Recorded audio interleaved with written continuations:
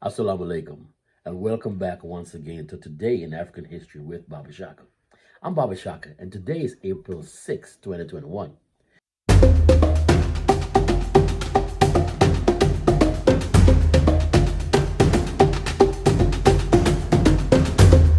See, it was on this date, April 6, back in 1909, that one of our ancestors, Matthew Henson, planted the Stars and Stripes on the North Pole.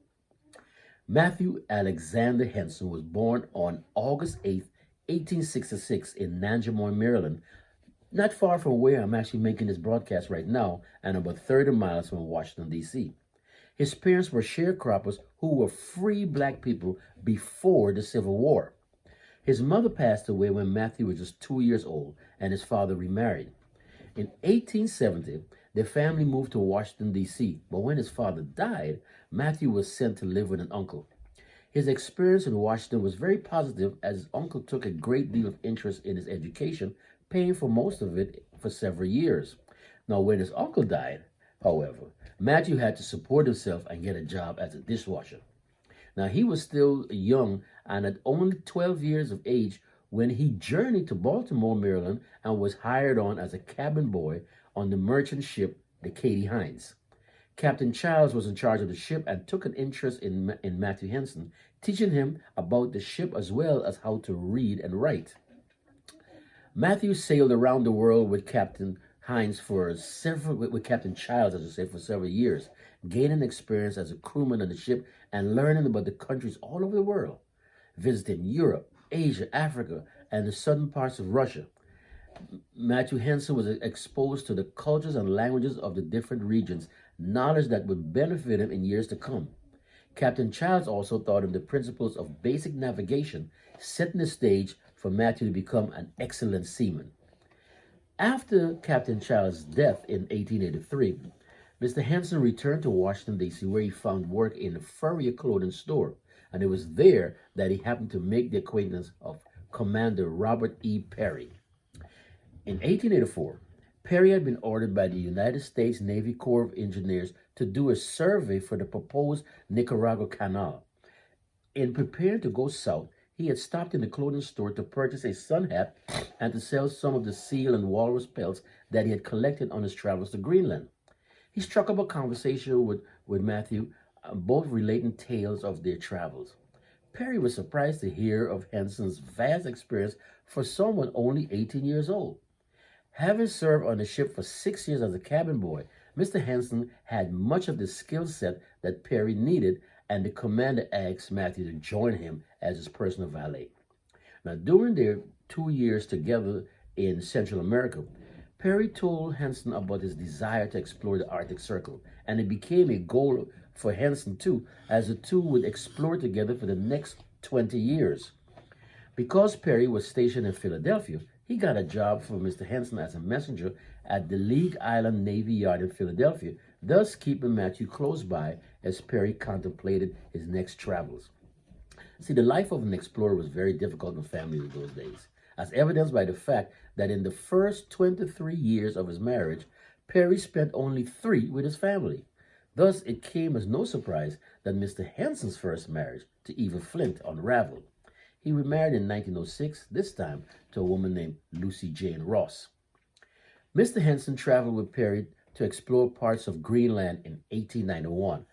But by the end of the journey, all of the other members of the team had abandoned the venture, leaving Admiral Peary and Mr. Henson alone. They traveled again to Greenland in 1895, but this trip turned into a disaster as the team almost starved to death, surviving by eating all but one of the sled dogs. Sounds tasty. Now, during their travels, Mr. Henson's familiarity with different cultures and dealing with different languages allowed him to befriend the Inuit. These are the indigenous people inhabiting the Arctic regions. So oftentimes you hear them referred to as Eskimos, but they refer to themselves as Inuit. And Mr. Henson eventually mastered the Inuit language, and they treated him as a favorite friend, calling him Makri Pakluk, which means Matthew, the kind one. Now, this was crucial to his and Admiral Peary's expeditions because the Inuit were familiar with the territory and the terrain. They trained him to drive the dog sled and to train the sled dogs in the Inuit way. and viewed him as the only non-Inuit who could do so. He further insinuated himself into the Inuit culture as he took an Inuit woman as a mate and fathered a son named Anahukak. Anahukak. Now, I'm pretty sure I'm butchering the gentleman's name. So to Mr. Anahukak and all of your descendants, please forgive me for mispronouncing your name.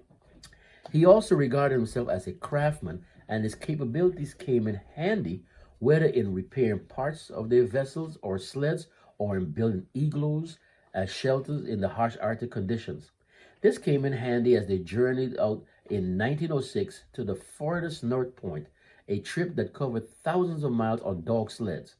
They began the journey on Perry's new ship, the SS Roosevelt, breaking through the ice between Greenland and Ellesmere Island. Although Perry claimed to have made it as far as 87 degrees 06 north latitude, he failed to reach the North Pole. The perils of exploring in the Arctic are many, including sub-freezing temperatures, storms, difficulties in hunting for food, traveling across sheets of ice which varied in thickness. And despite the cold temperatures near the North Pole, the movement of currents underneath the ice causes change in the surface. Mountains of ice arise blocking paths of travel, while leads, which are open lanes of water, appear, posing dangers for the men of falling into the water and drowning or freezing to death within minutes. From 1908 until 1909, Matthew Henson and Perry would once again take a run at making it to the North Pole, departing from New York on July 6, 1908.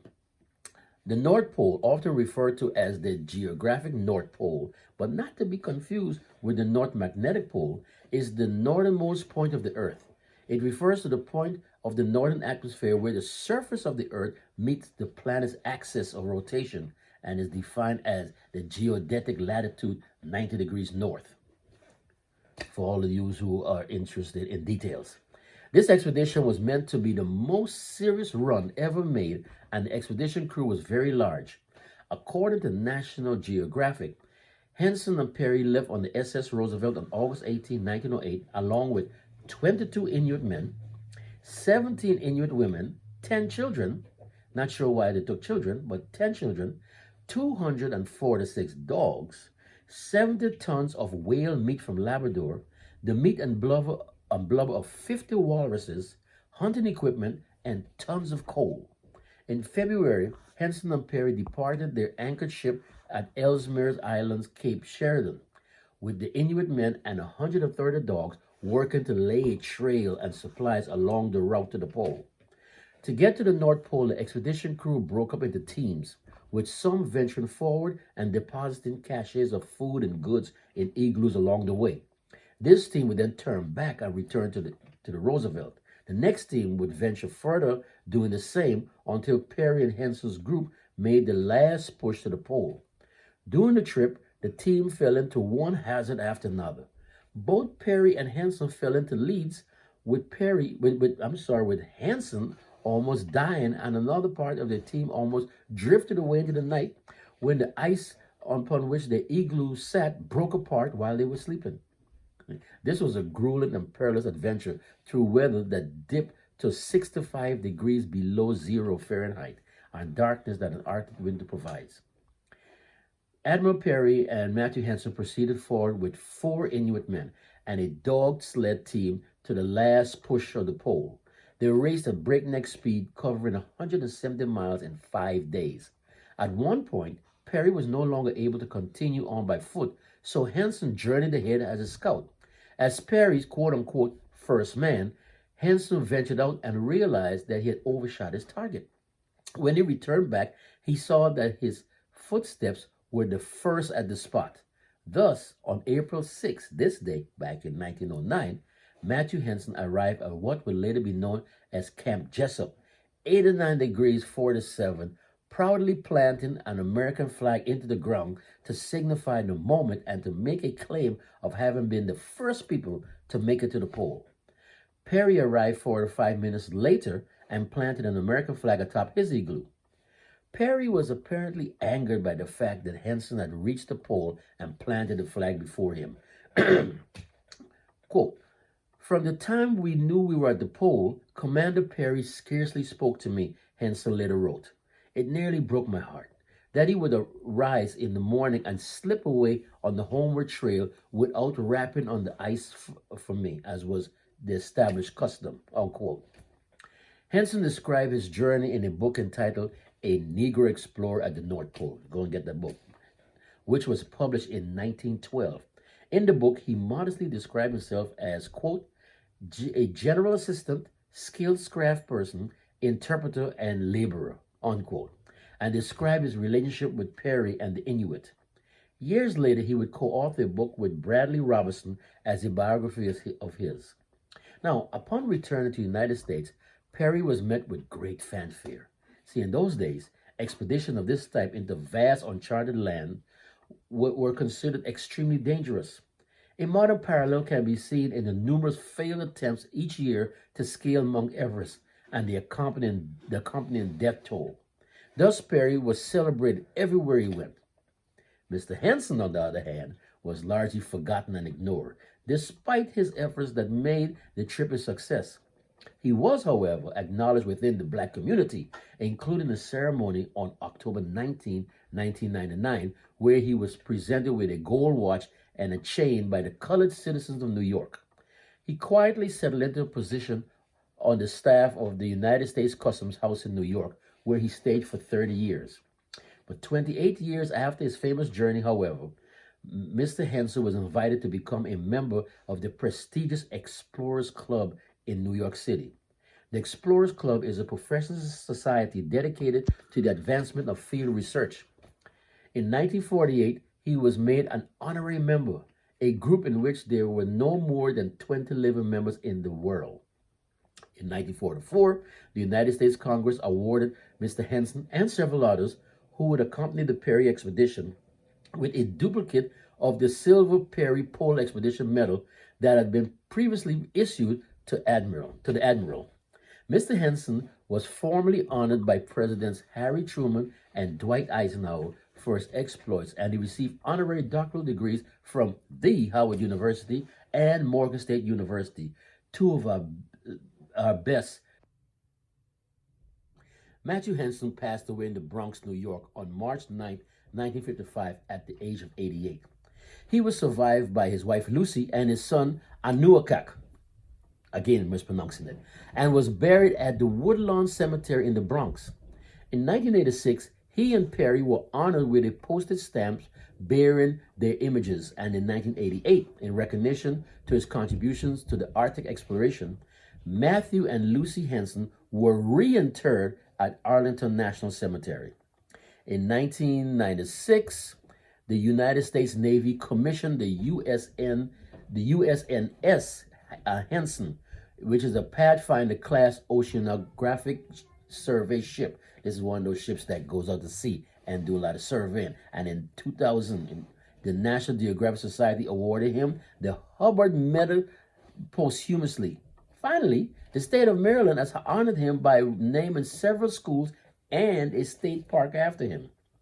The fact that Matthew Henson took part in some of the most harrowing and celebrated expeditions in modern history is by itself noteworthy, but the fact that he was so important to the success of the campaigns as a black man in pre-civil rights era is especially significant. Throughout the years, controversy has surrounded Perry and Henson's journey to the North Pole, with at least one other person claiming to be the first to reach there. No one, however, argues that reaching the point that they did was anything less than heroic. Thus, Matthew Henson is truly a great African ancestor and hero. Shout out to actress Taraji P. Henson, who I'm made to understand is a descendant of the Henson family.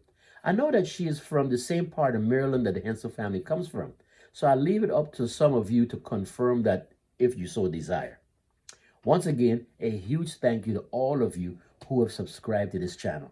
To those of you who have not yet subscribed, please feel free to hit that subscribe button down below and add your much needed support to continue this process of bringing you these daily lessons. Please like and leave a comment down in the comment section. But most importantly, please share, especially with the young amongst us. So, until tomorrow, inshallah, This is Baba Shaka with Today in African History. Masalam.